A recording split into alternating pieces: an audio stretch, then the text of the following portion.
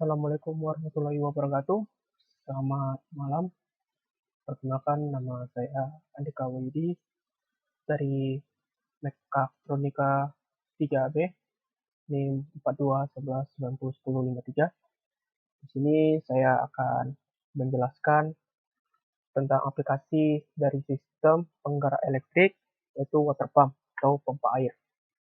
Sebelum itu, sebelum masuk ke apa itu bagian-bagian dari water pump dan fungsi-fungsinya, saya akan jelaskan apa itu dari sistem penggerak elektrik. Sistem penggerak elektrik itu adalah sistem elektromekanis atau sistem mekatronika yang dimaksudkan untuk menggerakkan peralatan teknologi. Terdiri dari motor listrik, mekanisme transfer, konversi energi listrik, dan sistem kontrol. Sistem kendali ini terdiri dari mikrokontroller sendiri, terus dengan adanya antarmuka koneksi data, saluran data atau jaringan data, sensor, dan aktuator. Sistem ini sangat diperlukan untuk di masa sekarang karena kita di zaman modern ini memiliki banyak-banyak um, teknologi.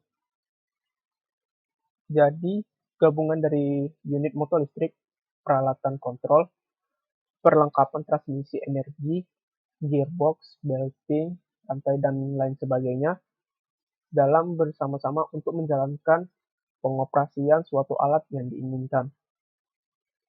Oke, penggerak listrik ini memiliki beberapa macam, yaitu ada line shaft di drives, terus single motor, single load drives itu terdapat pada laptop atau CPU, desktop, yaitu hard disk, kemudian kendaraan listrik, kemudian alat-alat rumah tangga yang membutuhkan energi listrik. Kemudian ada multiply motor, single load drive, itu dapat ditemukan pada rover Mars. Rover Mars ini hanya itu diciptakan oleh NASA sendiri.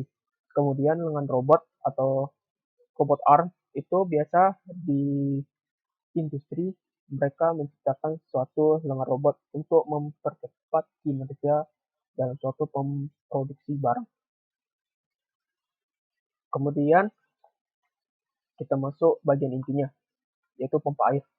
Pompa air ini sendiri merupakan suatu alat yang digunakan dalam kehidupan sehari-hari untuk menyedot air dari suatu wilayah atau tempat ke tempat lainnya. Misalnya tempat yang kita akan pompa itu sumur. Sumur ini akan jika kita lihat misalnya dalam. Jadi memungkinkan jika kita memakai tenaga manusia itu akan lebih menguras energi kita. Jadi sehingga menggunakan pompa air kita tidak perlu mengeluarkan energi yang banyak, tetapi kita cukup menggunakan energi dari listrik itu sendiri.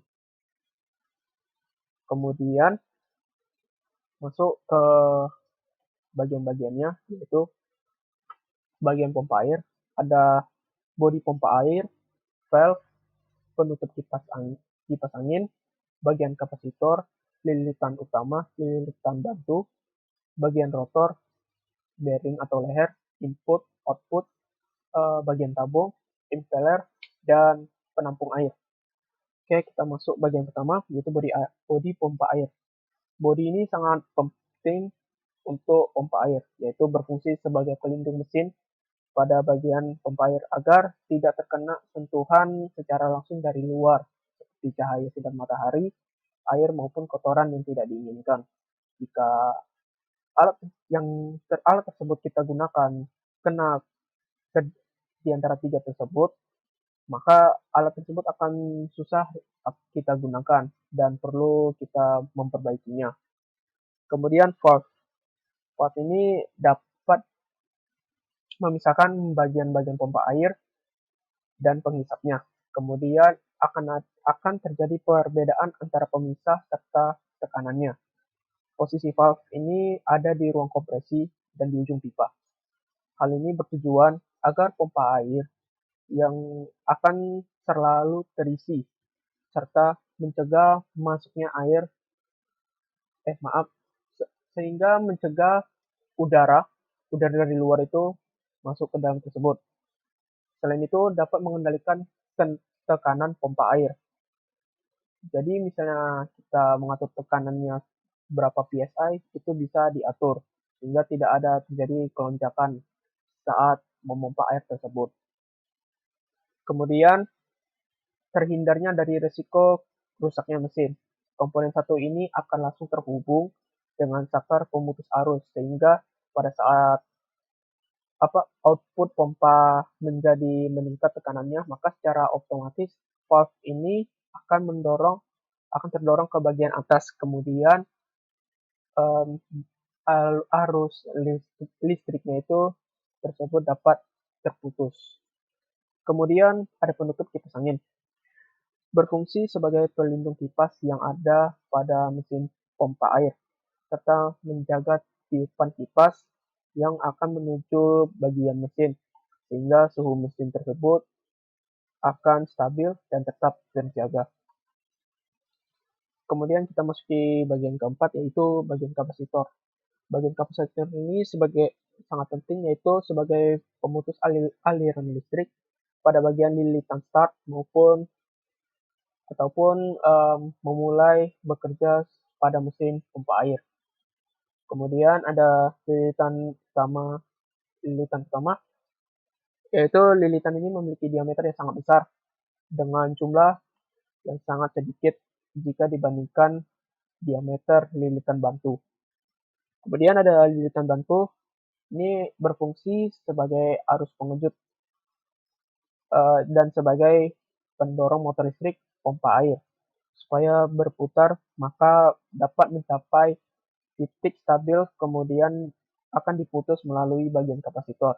Jadi jika sudah bagiannya terpenuhi, maka bagian kapasitor inilah yang akan memutuskan arus listrik ya, jika kita tidak pakai lagi.